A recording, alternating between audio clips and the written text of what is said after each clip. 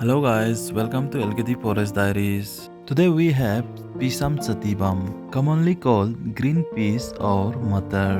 Today we are going to try to cook a combo of aloo gobi and matar. For that we plucked some peas from our garden.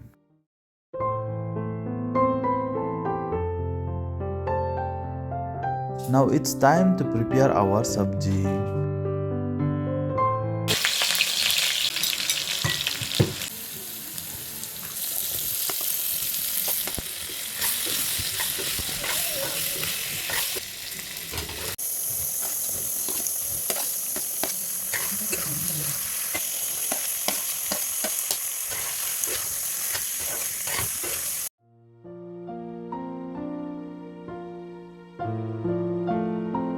Thanks for watching. Please like, share, comment and subscribe.